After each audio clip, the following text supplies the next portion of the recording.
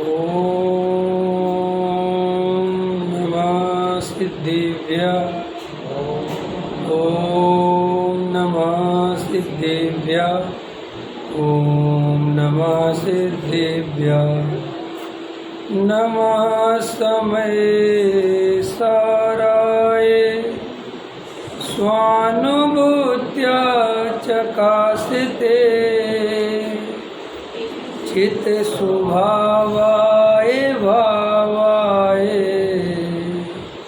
सर्वभावान्तरच्छिदे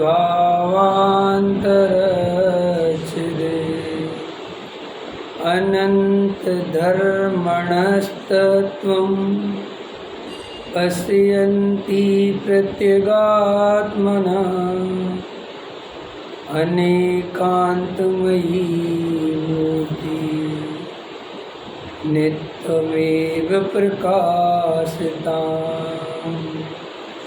वन्दे तु सर्वसिद्धे ध्रुवचलमणोमभं गतिं पते मोक्षामि समये पाहुल मृण्मो शुद्ध केवली भड़िदम संतप्ते मानस शांत हो जिनके गुणों के गान में वे वर्धमान मान जिनके चले हमारे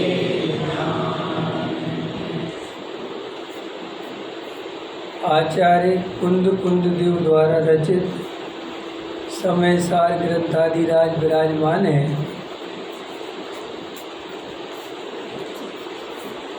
जीवा जीव अधिकार एक क्लास चलती है, उसमें कर्ता कर्म अधिकार चल रहा है। वो अपना विषय अलग चल रहा है, लेकिन अभी अपने पास अपने के पास 9 व्याख्यान अपने को करने हैं। इसमें अपन सुबह तो चलाएंगे समय सार की 6वीं गाथा,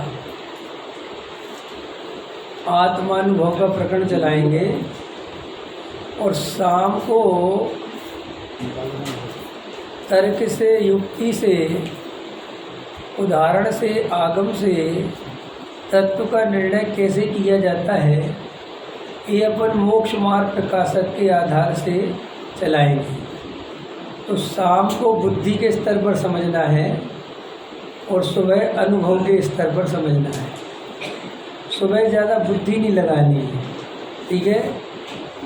सिर्फ जो बताएं उसको सुनकर अंदर में झांकने की कोशिश करना है, ठीक है।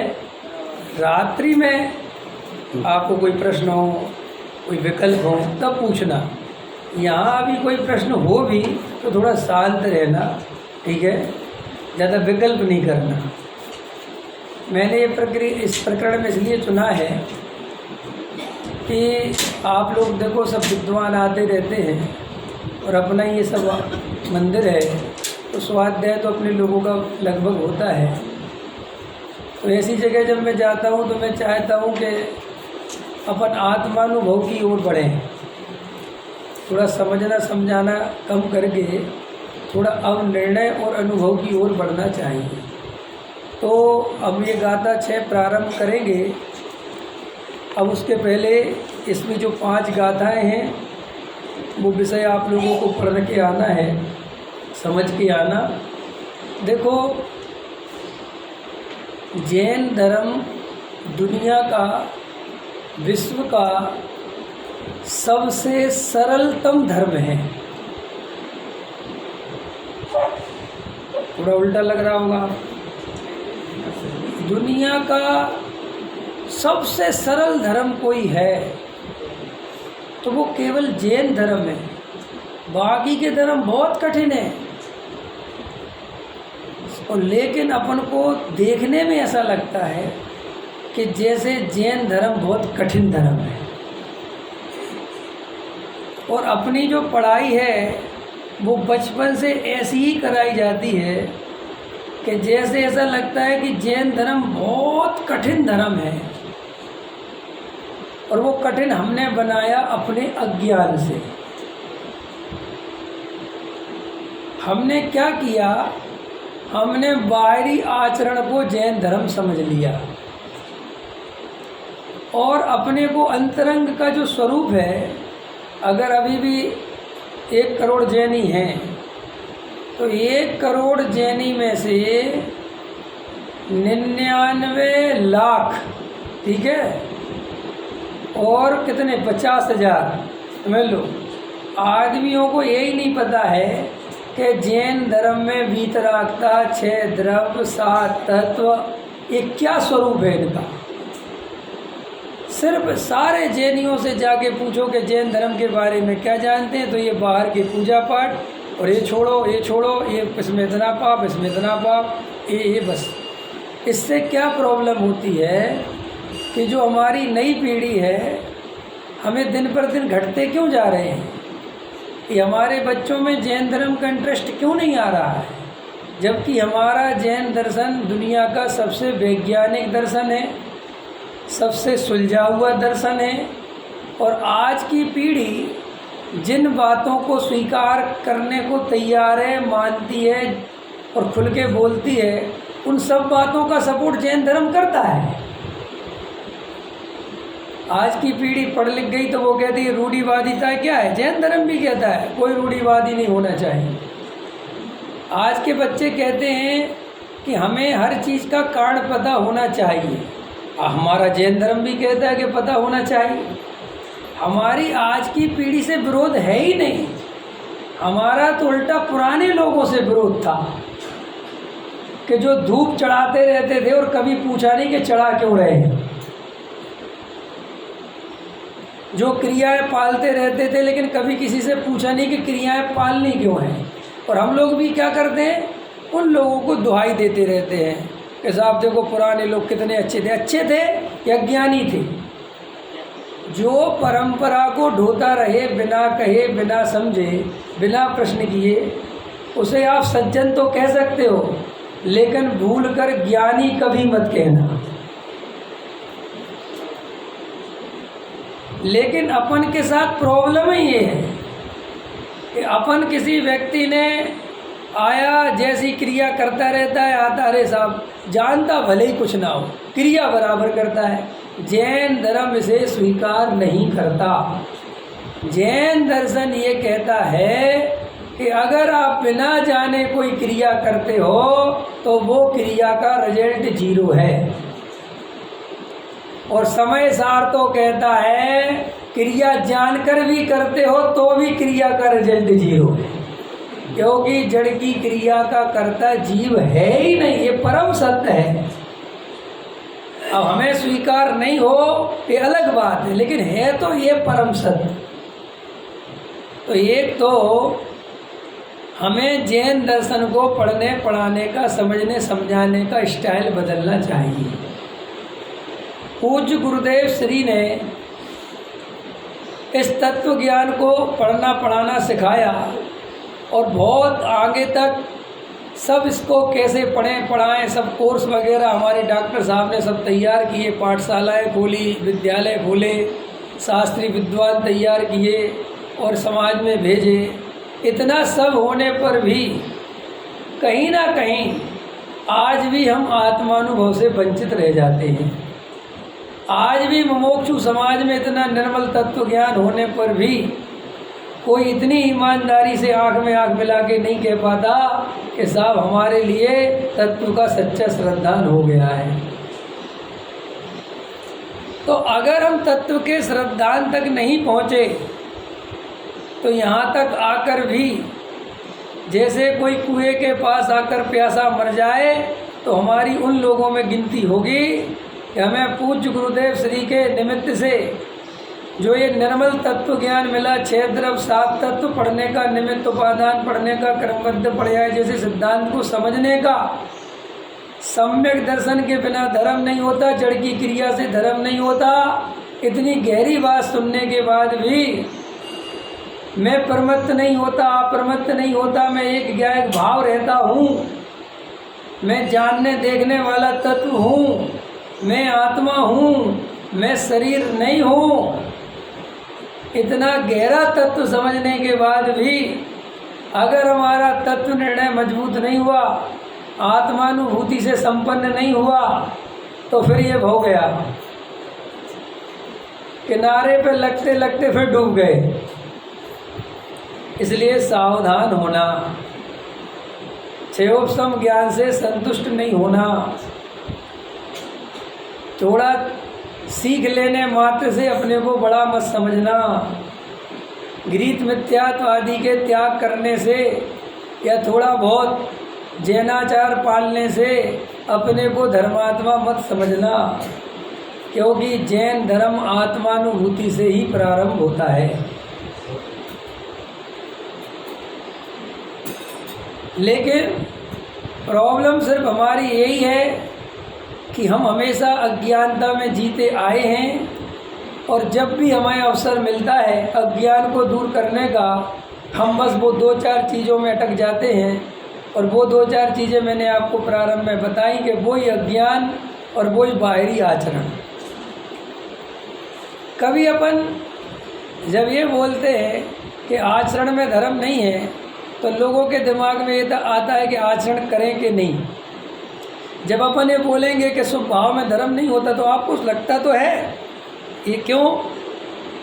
अभी जब ये आएगी गाथा प्रमत्त नहीं, आप तो आप में से कई जीव ऐसे बैठे होंगे, हमें तो पता है, हमें तो पता है इस गाथा में क्या लिखा है, हम तो बहुत अच्छे से जानते हैं, हमने तो 10 बार सुनी, और आपके पहले कई विद्वान हैं उनने गाथा ली है।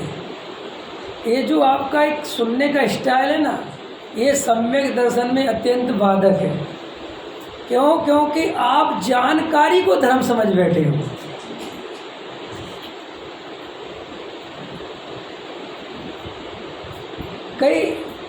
कोई भी बात मैं कह रहा हूँ, कोई अन्यथा नहीं लेना किसी भी प्रकार से, है। मुझे तो उदाहरण तुरंत ख्याल में आते तो बता जाता हूँ। कई हमारे शास्त्री बन जाते हैं तो वे सोचते हैं कि बस हो गया हमारा धर्म, जैसे शास्त्री बनने से धर्म हो जाता हो। शास्त्री बनने से क्या धर्म हो जाता है भाई? आपको धर्म की जानकारी हो जाती है। आप धर्मात्मा थोड़ी हो जाते हो, या कोई साधु बनने से, कोई कपड़े उतारने से कोई धर्मात्मा थोड़ी हो जाता है कि हमने तो कपड़े उतार दिए। अरे तो उतार दिए तो क्या करें? धर्म आत्मानुभूति के बिना नहीं होता। अब चाहे वो गधे को हो चाहे मनुष्य को, करनी तो पड़ेगी आत्मानुभूति। अब ये बात हमें समझनी पड़ेगी, और अगर आपको नहीं हुई तो आप समझोगे क्यों नहीं हुई, विचार करो। हम विचार करने की जगह क्रिया बढ़ाने लगते हैं और शास्त्र पढ़ने लगते हैं और विद्वान बदलने लगते, कुछ नहीं होता इन सब बातों से। जागो, भागो मत, जागो, डरो मत। कोई धर्म जंगल में जाके नहीं होता, कोई धर्म घर छोड़ने से नहीं होता, कोई स्त्री पुत्र मकान दुकान के बीच में रहते हो इसलिए हमारी आत्मानुभूति रुकी है। अगर ये मान्यता है तो नंबर 1 के मिथ्या दृष्टि, अथवा हमें ज्ञान ही नहीं मिल रहा गुरुदेव जैसे, महामिथ्या दृष्टि। गुरुदेव जिनको मिल गए सबके सब सम्यक दृष्टि हो गए। ये पता अपन क्यों करते हैं? आपको लगता होगा नहीं बात तो ठीक है, अरे अपन अपने अहंकार को बचाने के लिए निमित्त पे सारे दोष रख देते हैं कि मेरी कोई गलती नहीं है, गलती पंचम काल की है, मेरी कोई गलती नहीं है, सारी गलती समाज की है। अरे भाई तुम दूध के धुले हो, ये समाज तुमसे ही बना है। तुम जैसे अज्ञानी मिल गई तो समाज बनता है, क्योंकि ज्ञानियों का समाज ही नहीं होता, ज्ञानी तो अकेला होता है। तो हम हमेशा सारे दोष, कभी ज्ञानी नहीं मिल रहे, कभी हमारा पंचम काल लगा है, कभी हमारे यहाँ का घर का माहौल ठीक नहीं है, कभी हम क्या करें हमारी आजीविका ठीक नहीं है, कभी हमारा शरीर ठीक नहीं है, मतलब कुल मिला के सब तुम्हारा बाहर से ही बिगड़ा हुआ है, तुम अंदर से एकदम ठीक हो।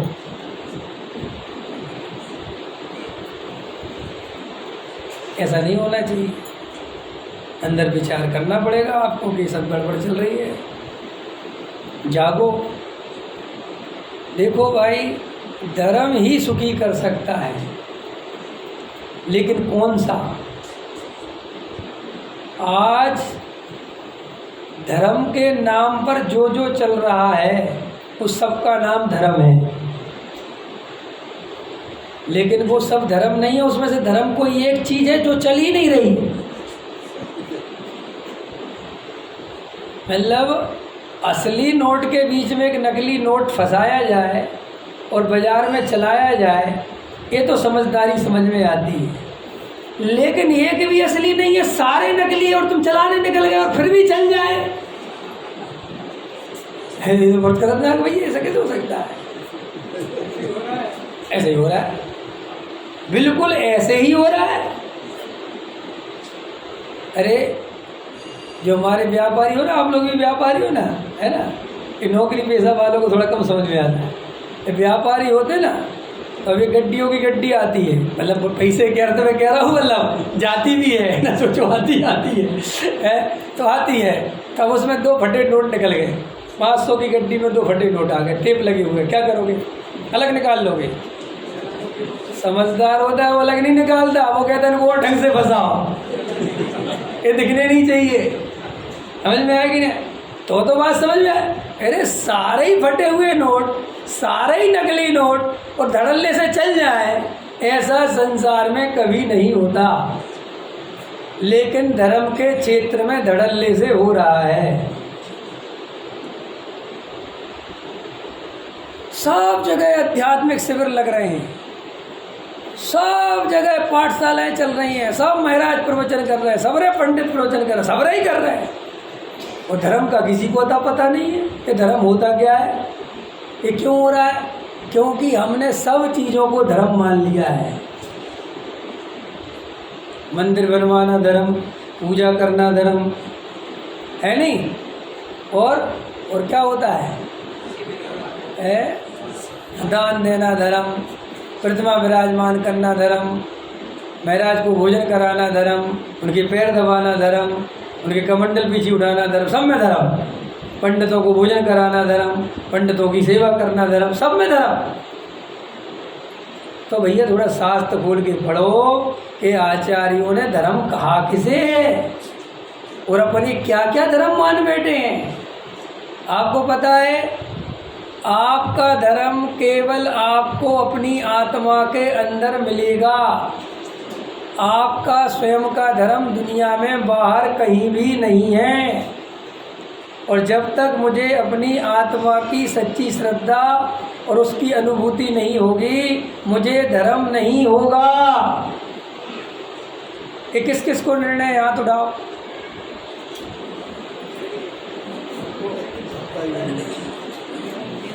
उठाओ उठाओ, चलो बहुत अच्छा, नीचे कर लो कर लो कर लो। अब समझ गया मैं, कोटा वाले बहुत होशियार है ना, कोटा की समाज बहुत सबको पता है। तो फिर इतने दिन से कर क्या रहे, फिर मुझे बुला काहे को रखा है? जब तुम्हें पता है कि धर्म ऐसे होगा, ठीक है, और मेरी आत्मा के आश्रय तो होगा नहीं, मेरी आत्मा की श्रद्धा से तो होगा नहीं। हाँ साहब बिल्कुल, तो होगा तो आपको, और आपको ये बात पता है, तो फिर भाई साहब मुझे क्यों बुलाया? हाँ, ये बहुत अच्छा जवाब दिया, इसलिए बुलाया कि आप कह दो सही है। तो फिर तुम्हारी जानकारी गलत है, क्योंकि मैं अगर गलत कह दूंगा तो तुम्हारा सब गलत हो जाएगा। इसका मतलब तुम्हारा निर्णय 2 कौड़ी का है। समझ बगैर अपनी बात को पता करने के लिए बुलाया। अरे मैं ये कहूँ, ये कहा करो कि हमें पता है लेकिन हमें कोई अप्लाई नहीं कर रहा आता है, और नाम करते हमें तो प्रॉब्लम ये है, हमें पता से आगे नहीं जा पा रहे। हमारी समस्या तो ये है कि पता तो है, अब आगे कैसे जाए ये नहीं समझ में आ रहा। और मज़ेदार बात है, एक भी पंडित तुम्हें आगे नहीं ले जा रहा।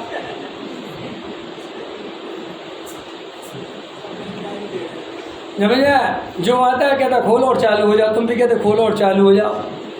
कोई पूछता ही नहीं तुमसे कि तुमने कहाँ तक पढ़ा, क्या समझ में आया, कहाँ गलती चल रही है, क्या हो रहा है। कोई ऐसा प्रश्न करता है आप लोगों से? है कोई नहीं करता, क्योंकि ऐसा प्रश्न करने वाला वो ही होता है जो खुद बहुत चिंतनशील होगा। 2 तरह के टीचर होते हैं, जिन्हें सिर्फ पढ़ाने से मतलब होता है, बच्चे क्या पढ़ रहे हैं नहीं पढ़ रहे तुम जानो, तुम्हारा काम जाने। हमें तो गवर्नमेंट सैलरी दे देती है, फेल हो तो पास हो तो। उनने तो आया बोर्ड पे निकालो ये चैप्टर पढ़ाया और चले गए। लेकिन जो बच्चों से जुड़ा हुआ टीचर है, जो वास्तव में बच्चों के भविष्य की चिंता करता है, इसे वास्तव में लगता है कि मेरे टीचर होने का महत्व तभी है जब मेरे पढ़ाए हुए विद्यार्थी कोई राष्ट्रपति बने, कोई प्रधानमंत्री बने, कोई इंजीनियर बने, कोई डॉक्टर बने, तो उसकी मेहनत अलग टाइप की होती है। वो कभी घड़ी देख के नहीं पढ़ाता, घड़ी उसको देख के चलती है। उसका पढ़ाने का स्टाइल यूनिक होता है। वो पढ़ाता कम है, पूछता बहुत है। क्यों? क्योंकि आप जितने मजबूती से उसकी क्लास में अलर्ट होगे, पढ़ोगे, समझोगे, तो आप उतना अच्छे से जाओगे। धर्म के क्षेत्र में क्या प्रॉब्लम है कि हमने धर्म का क्षेत्र ऐसा है कि ये कोई कहानी कथा जैसा सिस्टम बना हुआ है कि जैसे हिंदुओं में कथा चलती ना, तो सुन लो जी 2 कान शब्द में पड़ जाएंगे, अपन तो सुन लो जी बहुत बढ़िया धर्म है। अपन को भी कहीं ना कहीं प्रवचन आदि में समझ में आने लगा है, और समझ के ये भ्रम हो गया है कि अपन सब सीख गए, सब हो गया है, और अपन को सही धर्म हो गया है, अपन को सही जानकारी है, अपन जैसा वीतरागी धर्म कोई नहीं जानता। लेकिन भैया ऐसा पहली बार नहीं हुआ है। अरे हमने अनंत बार इससे भी आगे हम गए हैं, लेकिन वहाँ पर यही दिक्कत हुई कि हमने आत्मानुभूति नहीं की है। अब अगर अभी भी आपको ऐसा लग रहा है कि अभी बहुत धर्म हो गया है, तो आप भ्रम में हो। और अगर हमें आत्मानुभव नहीं हो रहा है तो बार बार विचार करिए कि गलती कहाँ चल रही है। और बताऊँ आपको, आत्मानुभव तब तक नहीं होगा जब तक हमारी श्रद्धा में, हमारे निर्णय में कहीं गलती चल रही होगी।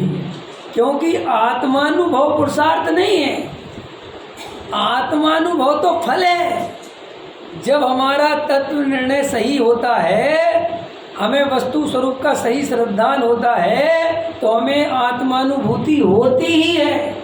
इसीलिए तत्वार्थ श्रद्धा नाम सम्यक दर्शनम, उनने आत्मानुभूति श्रद्धा नाम सम्यक दर्शन तो नहीं लिखा। क्यों नहीं लिखा? उनने कहा तत्वों की यथार्थ श्रद्धा में आत्मानुभूति गर्भित ही है, उसके बिना बात बनती नहीं। और आत्मानुभूति को लक्षण क्यों नहीं बनाया?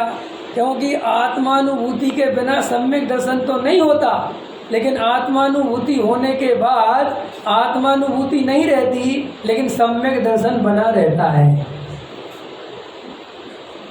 इतनी सी बात है।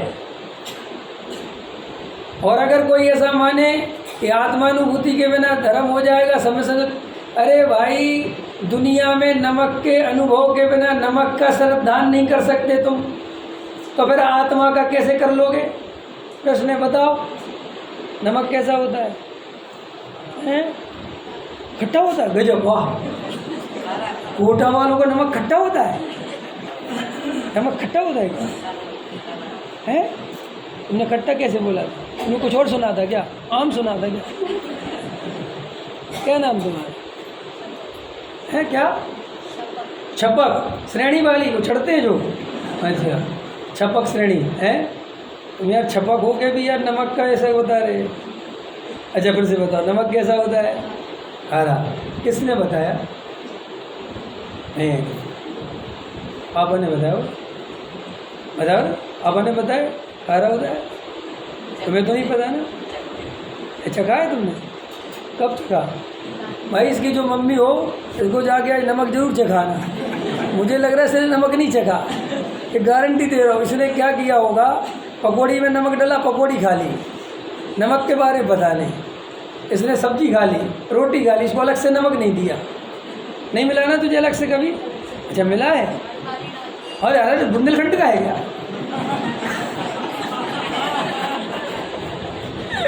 ये बुंदेलखंडी डालते अलग से नमक, इनको नमक चाहिए बुंदेलखंडियों को। समझ में आया? आप समझ में आया तुझे नमक के बारे में? अच्छा बताओ, ये नमक खारा होता है कि मीठा? बताओ भाई साहब, हैं? कहाँ लिखा? देखो, हाँ बराबर। देखो अनुभव की कितनी कीमत है। तो मैं कहाँ लिखा ये याद नहीं आता, किसने बताया ये याद नहीं आता। ठीक, याद आता है क्या? कितने पुराने शास्त्र में मिला, पीएचडी करी, कुछ याद नहीं आता, बस मैंने नमक बोला और आप कहते हो खारा। और अगर मैं किसी शास्त्र में नमक को मीठा हुआ लिखा बता दूं तो भी कहोगे गलत लिखा है। ये होता है अनुभव, और इससे बनती है श्रद्धा। तो जो लोग ये कहते हैं कि आत्मानुभव के बिना ही आत्मा की श्रद्धा हो जाती है और आत्मानुभूति छठवें सातवें गुण स्थान में होती, उन लोगों से प्रश्न है कि अरे अनुभव के बिना तो एक सड़े से नमक की श्रद्धा नहीं कर सकते भाई साहब, अमूर्तिक आत्मा की श्रद्धा जीव कैसे करेगा?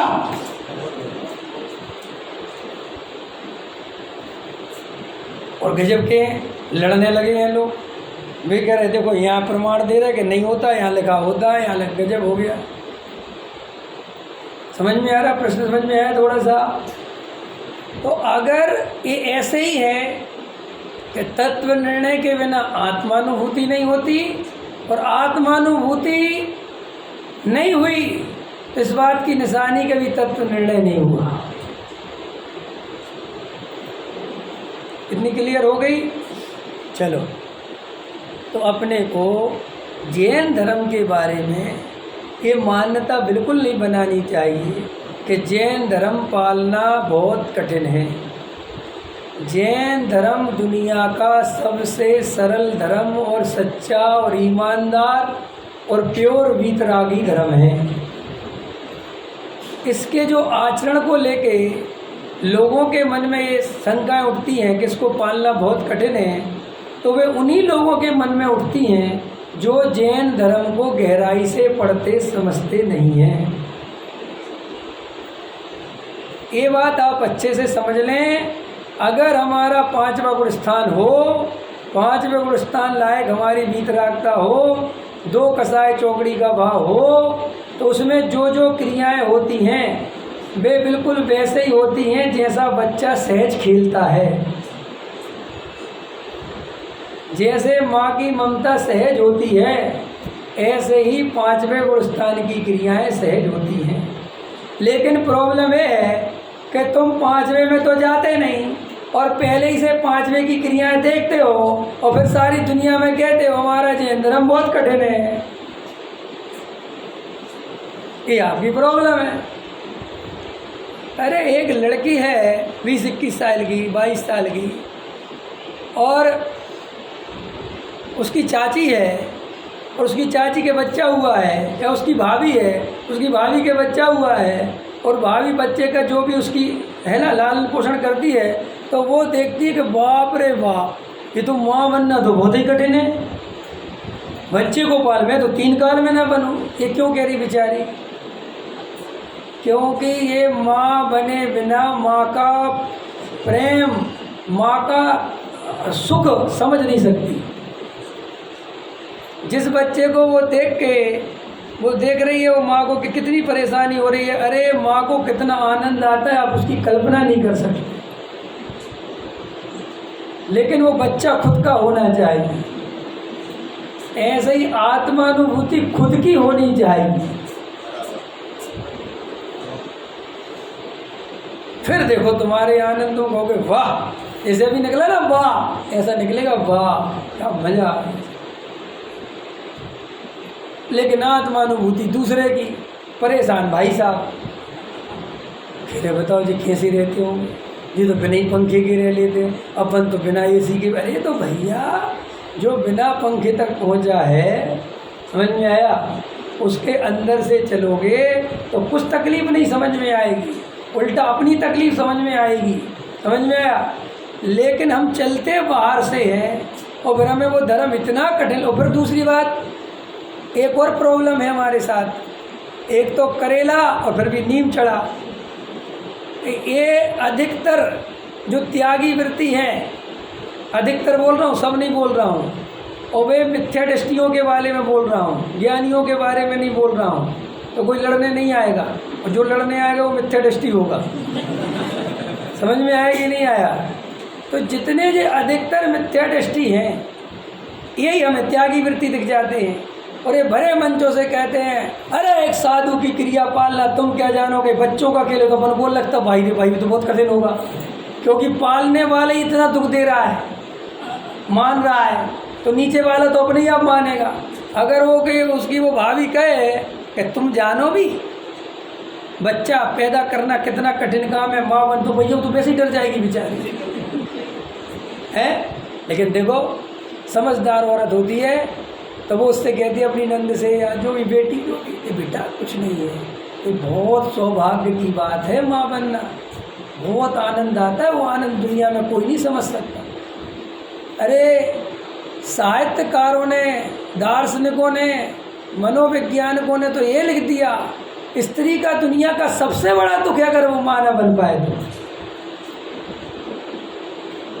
जिसे आप इतनी कष्टकारक स्थिति समझते हो, तो अपन तो माँ वाला ऑपरेशन तो कर नहीं रहे, अपन तो आत्मा का कर रहे हैं, तो अपन लिख सकते हैं, समझ में। जैसे आत्मानुभूति नहीं हो वो दुनिया का सबसे दुखी आदमी है।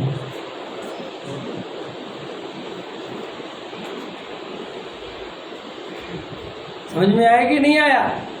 तो देखो भैया, धर्म कठिन नहीं है, हमने अपने अज्ञान से उसको कठिन बना लिया है।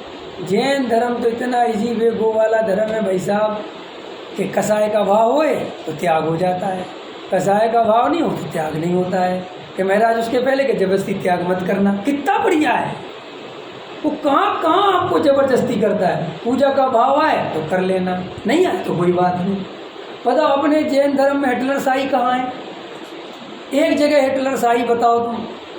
अब तुमने अपने आप से ही ज़बरदस्ती पारसनाथ को हिटलर के रूप में खड़ा कर लिया तो हम क्या करें? पारसनाथ तो किसी को दंड देते ही नहीं, वे तो कहते हमें कोई लेना देना नहीं। अब तुम ही कह रहे पारसनाथ आज हमने हमारी पूजा नहीं करी, माफ़ कर देना। अब तुम्हें माफ़ी मांग रहे, तुम्हें गलती कर रहे, उनसे तो पूछो ना, उनको तुम्हारी माफ़ी से कोई लेना देना, ना उनको तुम्हारी पूजा से कोई लेना देना है कि नहीं? पूजा करेंगे भाई साहब, पूजा करने के बाद रोज बिन जाने व जान के रही टूट जो कोय, तुम प्रसाद है परम गुरु सो सब पूरन होए, पूजन विद जानो नहीं। तो काय नहीं जान रहे भैया इतने दिन से, जान लो ना। अगर बताओ मैं रोज रोज आदमी अगर अपने साथ ऐसा व्यवहार करे तो तुम्हें गुस्सा आएगी कि नहीं आएगी? नहीं, मैं आपसे पूछता हूँ, मैं नहीं पढ़ता क्षमा अपना, मैं शांति पाठ तक कहता हूँ, कहता भागी भगवान क्या मतलब है, तुम और हम बराबर है, कौन किससे क्षमा मांगे। मैं मेरा कहने मतलब ये है कि पढ़ो नहीं पढ़ो उससे मुझे कोई मतलब नहीं, लेकिन तुम अंदर विचार करके जागृत होकर पढ़ा तो करो कि मैं रोज रोज बोलता हूँ पूजन विद जानू नहीं जानू और विसर्जन ने। अरे तो भाई हो जाओ ना, इतने दिन से सीख क्यों नहीं रहे? अरे तुमने 25 साल की उम्र में पूजा करने सीख ली और 75 साल के हो गए, तुम क्षमा अपना बोई पड़े जा रहे। कुछ तो कहो भगवान से कि प्रभु जी अब ना भटकेंगे, क्या वजह संसार अपनी खबर हमें हो गई। कुछ तो कहो ऐसी भगवान से, कुछ तो अपने बुढ़ापे की निशानी भगवान के सामने प्रस्तुत करो कि भगवान मैं बालक पैदा हुआ था, अज्ञानी पैदा हुआ था, लेकिन हमें वीतराग धर्म मिल गया है, अब मैं अज्ञानी होके मरूंगा नहीं। और अभी भी अगर अज्ञानता में मर गया तो मेरे से बड़ा मूर्ख कोई नहीं। अरे बूढ़ा आदमी तो ऐसा चेहरा खिलना चाहिए बच्चे की तरह। भाई साहब, बच्चा मुट्ठी लेके पैदा होता है ना, और खाली हाथ मरता है। ज्ञानी खाली हाथ नहीं मरता, ज्ञानी और बड़ी मुट्ठी बांध के मरता है, समाधि मरण पूर्वक मरता है। समाधि माने 10 रुपये लेके आया था, करोड़ों अरबों रुपए इकट्ठे करके जा रहा है। संगी पंचेंद्रिय हुआ था महाभाग्य से, और उसको महासौभाग्य में बदल दिया आत्मानुभूति करके। करोगे? हाँ, ऐसे निकलना चाहिए, डरना नहीं। आत्मानुभूति के लिए पैदा हुआ हूँ, ये मेरा जन्म सिद्ध अधिकार है, इसे लेकर रहूंगा, ऐसे भाव होना चाहिए। ऐसे जीवों को आत्मानुभूति होती है। पंथवादी, संप्रदायवादी, महावीरवादी, पारसवादी, महराजवादी, समझ में आया? कांजी पंथी, सोनपंथी, इनसे कुछ नहीं होता। पंथों से सब पंथों से मुक्त हो जाओ, सिर्फ आत्म पंथ में चले जाओ। जैन धर्म किसी भी पंथवाद का, व्यक्तिवाद का समर्थन नहीं करता। ये अलग बात है कि जैनी इसकी गिरफ्त में आए बिना रहते नहीं, गिरफ्त में आ गए सब। बोलो महावीर की पूजा करनी चाहिए कि नहीं? बताओ। मतलब कितना खतरनाक प्रश्न। तो महावीर की करते हो कि वीतरागता की करते हो? तो फिर ये अलग अलग क्यों बोलते रहते हो? आदिनाथ बैठे जी, इनको दे लो पहले यार, ये बड़े वाले हैं, महावीर थोड़े छोटे दिख रहे, ये भेद क्यों करते हो? तुम्हें सब भगवानों में वीतरागता क्यों नहीं दिखती? तुम्हें भगवान छोटे बड़े क्यों दिखते हैं? क्यों तुम्हें ये अतिशयकारी भगवान और ये चमत्कारी भगवान क्यों दिखते हैं? क्यों तुम्हारी चंदेरी है ना, या क्या है, चांद खेड़ी, ये चांद खेड़ी में जाके भक्ति ज़्यादा क्यों बढ़ जाती है? क्या तुम्हारा ये कौन सा है, इंद्र विहार, इसमें कम है क्या? इसके भगवान में वीतरागता कम है क्या? इसका अर्थ पता है? आप तो बोलते हो वीतरागी धर्म की जय, लेकिन व्यक्तिवाद करे बिना मन नहीं मानता।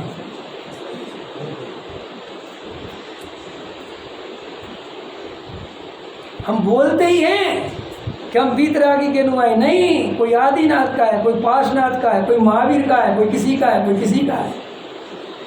हमें वीतरागता तो याद ही नहीं आती। मैं क्या लेना भगवान से? कई लोग अन्यथा नहीं लेना मेरा बिल्कुल भी, मैं जिस अर्थ में बोल रहा हूँ उसी अर्थ में लेना, ठीक है? व्यवहार को व्यवहार में रहने देना। अभी मैं निश्चय खड़ा कर रहा हूँ तो व्यवहार को उड़ाना पड़ेगा, वरना निश्चय खड़ा नहीं होगा। लोग ये देखने में समय बर्बाद कर देते हैं कि इस प्रतिमा पे कौन सा चिन्ह बना है, इसकी जगह उसमें वीतरागता देखे तो सम्यक दर्शन हो जाए। और चिन्ह नहीं दिख रहा होगा तो कंफ्यूज हो जाएंगे किसको दें यार। और तुम कहते हो व्यक्तिवादी नहीं है। हमने ये व्यक्तिवाद के नाम पर जितनी पूजाएं खड़ी कर दी, जितने विधान खड़े कर दिए, ये हमारी कोई बहुत ज्ञानी होने के लक्षण नहीं है, ये हमारे अज्ञानता का फैलाव है। न जैन धर्म में तो इतने विस्तार की कोई बात ही नहीं हो सकती, इतनी पूजाएं हो ही नहीं सकती। क्या जरूरत है जब हम व्यक्ति को पूजते ही नहीं? हम तो वीतरागता के पुजारी हैं, बात खत्म हो गई। हमें जो महावीर का शरीर था, या जो महावीर का शेर का चिन्ह था, या जो महावीर की बाहरी जीवन था, हमें उससे क्या लेना देना?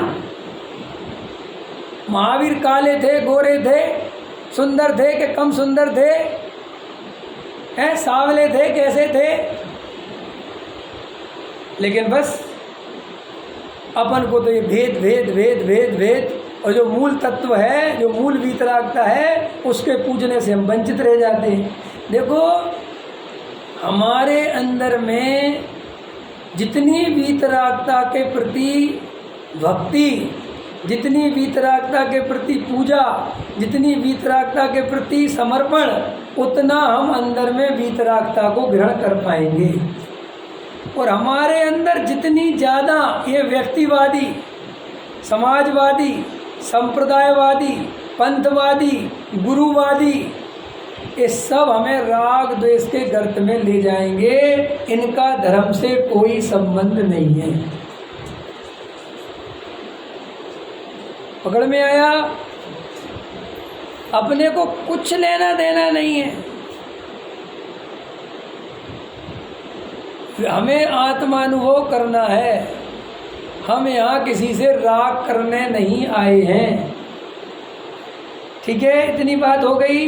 तो जैन धर्म कठिन है कि सरल? बताओ भाई साहब, सरल है? अब तो कठिन नहीं लगेगा। अरे पंडित साहब, बात तो ठीक है, लेकिन हमसे छोड़ा नहीं जाता, हमारा जीवन नहीं बदलता। कौन सा जीवन नहीं बदलता? कौन सा जीवन बदलना चाहे? हृदय पे हाथ रख के बता।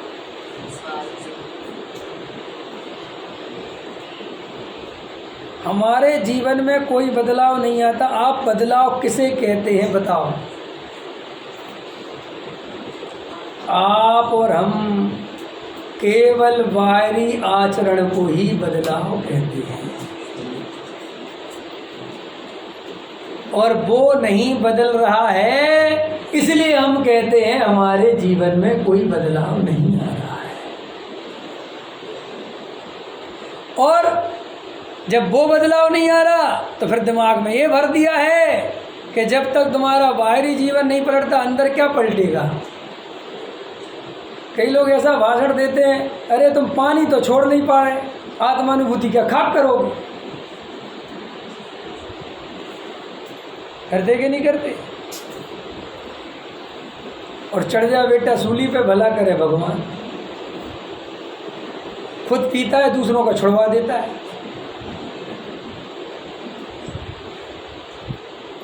आजकल ऐसी बहुत बदमाशी करते हैं पंडित। आचरण की बड़ी बड़ी दलीलें दे देंगे, बड़े बड़े आचरण के गीत गा देंगे, और खुद का देखो सो पता था नहीं कुछ भी।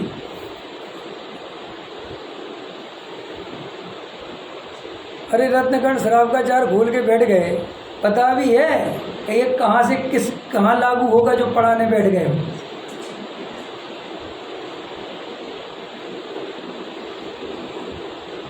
तो फिर अपन को भी क्या है कि अपने अंदर भी वही मान्यता है कि बहिरंग आचरण पहले सही होना चाहिए, फिर अंतरंग बदलेगा। तो अपन को क्या है कि जो ऐसा प्रवचन करता है या बताता है कि देखो भैया ये बाहरी आचरण से धर्म नहीं है, अंतरंग में ये काम करो, तो अपन को ये बात क्या है, स्वीकार होते हुए भी होती नहीं है। इसलिए अपन किसी का थोड़ा बाहरी आचरण देखें तो उसे जल्दी धार्मिक मानते हैं, जल्दी नहीं, उसे ही धार्मिक मानते हैं। और इससे प्रॉब्लम यही क्रिएट होती है कि हम कभी धार्मिक होने की अंदर से चेष्टा करते नहीं, बाहर से करते हैं। और बाहर में करते करते इतना जीवन चला जाता है कि जब तक वो चेष्टा संपन्न होती है तब तक हमारा अहंकार, हमारा वो समर्पण, वो आत्मा की प्यास बुझ चुकी होती है, और फिर उसी क्रिया कांड के भरोसे मोक्ष चाहते हैं। ये मैं गैर मुमुक्षुओं की नहीं कह रहा हूं।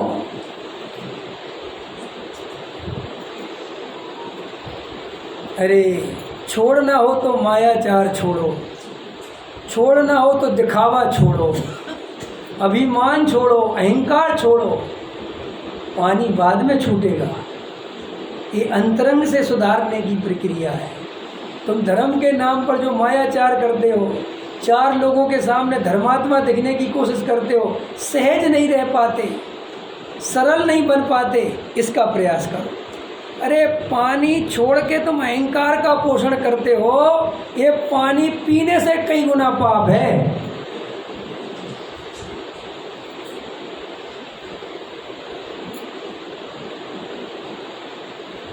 समझना पड़ेगा, कठिन तो पड़ता है थोड़ा सा, लेकिन यही स्वरूप है।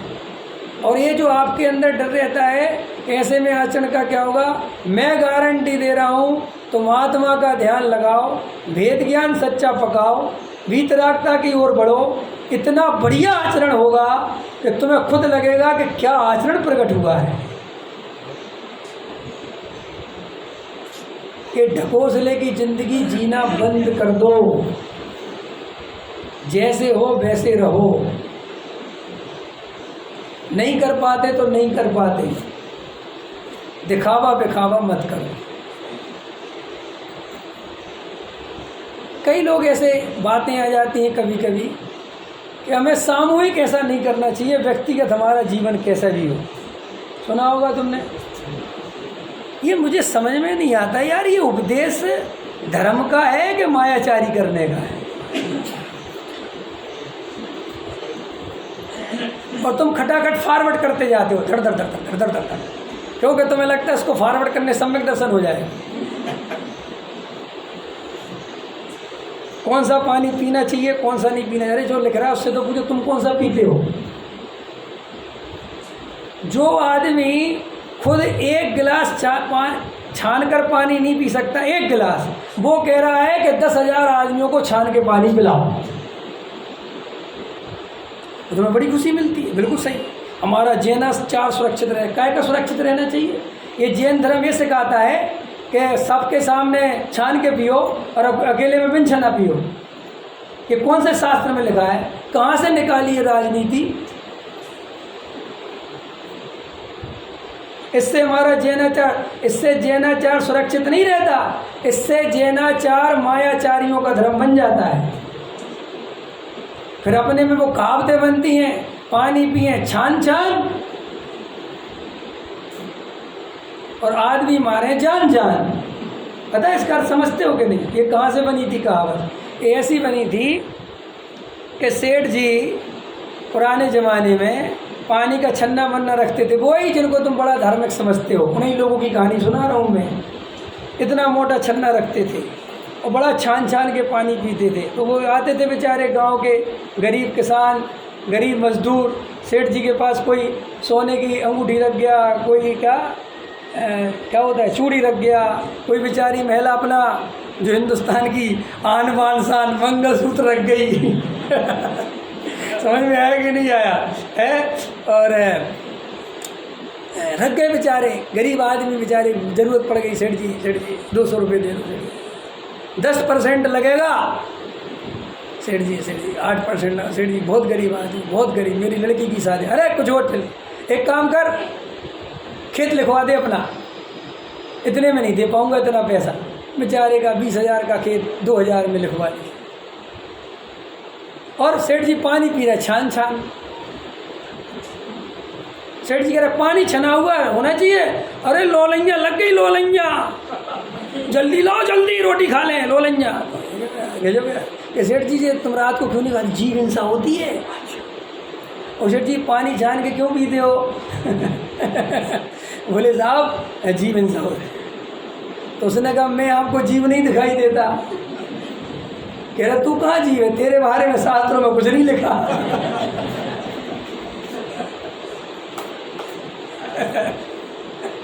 ऐसी तो भाई हालत है। तो ये जितने मैसेज आते हैं ये फॉरवर्ड कर दे तो उठा के फट से, कभी सोचते उसमें क्या लिखा है, हमने क्या फॉरवर्ड किया।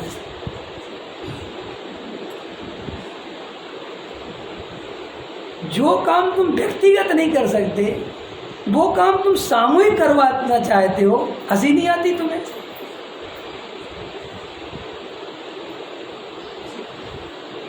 और तुम कहते हो कि जैनाचार सुरक्षित रहेगा। तुम व्यक्तिगत जीवन में कुछ भी करो, क्या करो व्यक्तिगत जीवन में?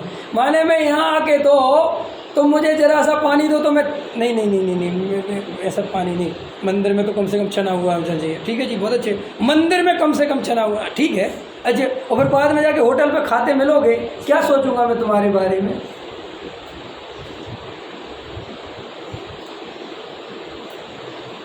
है धड़ल्ले से गोलगप्पे खा रहे हैं, यहाँ पानी छानने का उपदेश दे रहे हैं। फिर क्या करो? लेकिन हमारे साथ प्रॉब्लम है कि समाज हमेशा सोया हुआ रहता है और ये सब मायाचार के उपदेश है, ये सब ढोंग धतूरे के उपदेश है, ये सब। अरे मैं तो कहता हूँ घर में भी छान के पियो, बाहर भी छान के पियो भाई। ऐसा तो कहो तो ठीक है भैया, हमें छना पानी सब को छोड़ना, तो बात खत्म हो गई। लेकिन हम व्यक्तिगत जीवन में भी कुछ भी करें तो भैया व्यक्तिगत जीवन से ही तो बाहर का जीवन बनेगा। कि हम ढोंग धतूरे पैदा कर लें कि हम व्यक्तिगत जीवन में तो गलत सलत करें और आप 4 आदमी सामने आओ।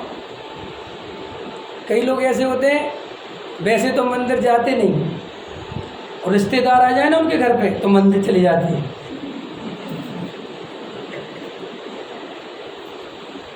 उनसे पूछो आज क्यों चले गए? कहते यार रिश्तेदार आए थे, उनके चक्कर में जाना पड़ रहा है।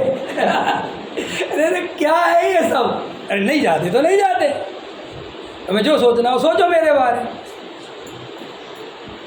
मैं किसी के पक्ष में कभी नहीं हूँ कि तुम जाओगे, लेकिन ऐसे ढोंगों से तो तुम्हारा धर्म और दूर हो जाता है। क्यों होता है पता? क्योंकि हमारी आत्मा है बहुत ईमानदार, उसे बेईमानी बिल्कुल पसंद नहीं है क्या कह रहा हूँ बहन जी? आत्मा जो है हमारा बहुत ईमानदार।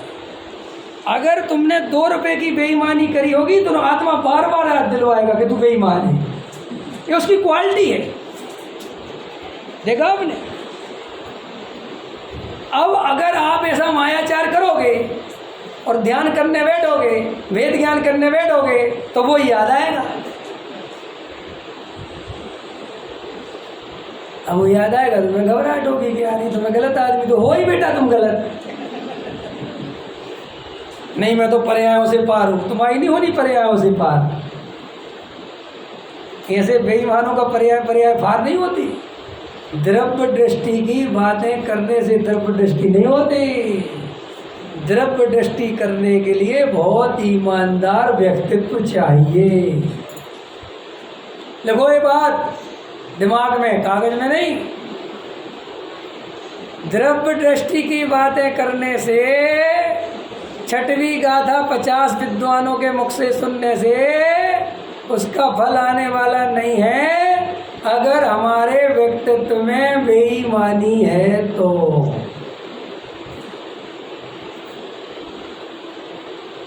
दोनों बातें समझ लो। यदि तुम आचरण से अहंकार पोषण करते हो तो धर्म होने वाला नहीं है। समझ में आया? और अंदर छल कपट मायाचार रख के कोई काम करते हो तो धर्म होने वाला नहीं है। बिल्कुल सहज रहना सीखो। पैसा कमाने का भाव है तो है, गहने पहनने का भाव है, सजने संवरने का है। कोई पूछे आप बड़ी सस्ती समझती हो और हाँ जाती हो भी है मेरे को रुचि। क्या चाहती हो? सजू सवर स्वाध्याय में नहीं जाऊँ, जा रही हूँ स्वाध्याय सुनती हूँ। जब अपने आप आएगा भाव कि अब नहीं पहनना, नहीं पहनूंगी। ऐसे बनो ईमानदार। फिर देखो तुम्हारे अंदर आत्मा उछाले मारेगी। ऐसा उछलेगा, आत्मा कहेगा बाहर निकाल, तू मुक्त होने के लिए तैयार हो गया। लेकिन तुम उसे छल से, कपट से, मायाचारी से, बेईमानी से, दिखावे से, ढोंग से दबाते चले जाते हो। वो मुक्त कैसे हो? दबते चले जाते हो और फिर इतनी दबा देते हो कि उसकी यात्रा नरक की ओर हो जाती है। आपको पता है? अच्छे समझ लो, अगर हमें मोक्ष की यात्रा करनी है तो आत्मा को हल्का करना पड़ेगा, क्योंकि भारी चीज ऊपर नहीं जाती। जाती है? हल्की चीज ऊपर जाती है और भारी हो तो हाँ नीचे, और ज़्यादा भारी हो तो और नीचे जाती है। और आपको पता नहीं है, मिथ्यात्व का भार इतना है कि वो नरक के भी नीचे ले जाता है। ये बात पता है कि नहीं है? हाँ, मिथ्यात्व लोग समझते हैं 7 ही नरक है ना। 7वें नरक के नीचे है असली नरक। तो वहां ले जाने की ताकत मिथ्यात्व में। ये हिंसा, झूठ, चोरी, कुशील, परिग्रह, ये तो 7वें में भी ले जाते। आपको बात पता है कि नहीं? मिथ्यात्व के सपोर्ट के बिना कोई जीव नरक भी नहीं जा सकता। मिथ्यात्व जैक है, सबका बाप है वो। अगर मिथ्यात्व नहीं तो कोई कसाय में दम नहीं कि तुम्हें कहीं कुगति में ले जाए, क्योंकि सारी पावर उस कसाय को मिथ्यात्व ही देता है कि नहीं? बहुमत समझते हो कि नहीं? है मोदी जी ढीले हो गए कि नहीं? बहुमत क्या होता है देखा तुमने? बहुमत अभी अगर 350 होती तो देखो फिर मोदी जी की चाल, और अब देखो तुम। इससे पता चलता है कि मिथ्यात्व के बिना सरकार नहीं चलती। संसार की सरकार मिथ्यात्व के बिना नहीं चलती, और मोक्ष मार्ग की सरकार सम्यक दर्शन के बिना नहीं चलती, और सम्यक दर्शन आत्मानुभूति के बिना 3 काल में कभी किसी को नहीं होता। तो करोगे आत्मानुभूति? हाथ उठाओ, कौन कौन करेगा? पंडित जी जब तक आप रहोगे तब तक तो करेंगे, उसके बाद का हमें पता नहीं। एक बार आत्मानुभूति अगर सच्ची होगे तो फिर चाहे जितने पंडित बदलते रहे तुम नहीं बदलोगे। मैं इस पे ध्यान देना कि हमें बदलना नहीं है। नमक हमने चख लिया तो चख लिया, अब चाहे जितने शास्त्रों में उसके बारे में जो लिखा है हमें कोई पढ़ने की जरूरत नहीं है। ऐसे ही तो महात्मा की अनुभूति ऐसे ही करो कि तुम्हारे सामने कोई आ जाए और वो कहे कि हमने पढ़ा है कि आत्मानुभूति जैसी कोई चीज़ नहीं, अरे बकवास बंद कर। कि शास्त्रों में लिखा होगा वो शास्त्र ही नहीं हुआ। इतनी मजबूती कि डरोगे शास्त्र से। अभी भी अनुभव संपन्न लोग शास्त्रों से डरते नहीं, शास्त्रों से आंख मिलाते हैं।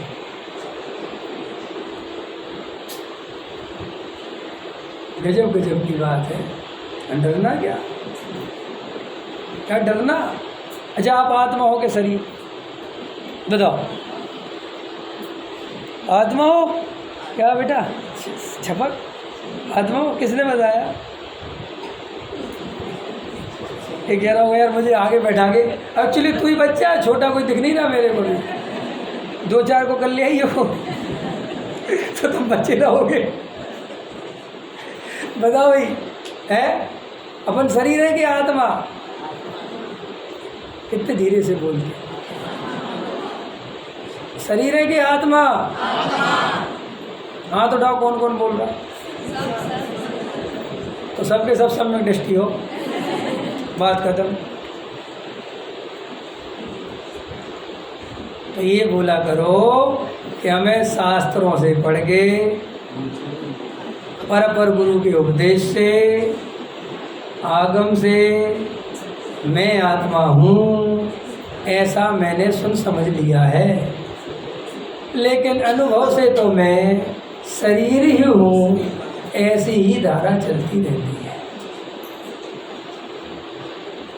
इसीलिए मुझे सच्चे वेद ज्ञान के द्वारा, अपने ही अंदर के पुरुषार्थ के द्वारा, मैं शास्त्रों से हटके अनुभव से जानना चाहता हूँ कि मैं आत्मा हूँ। तो कैसा आत्मा हूँ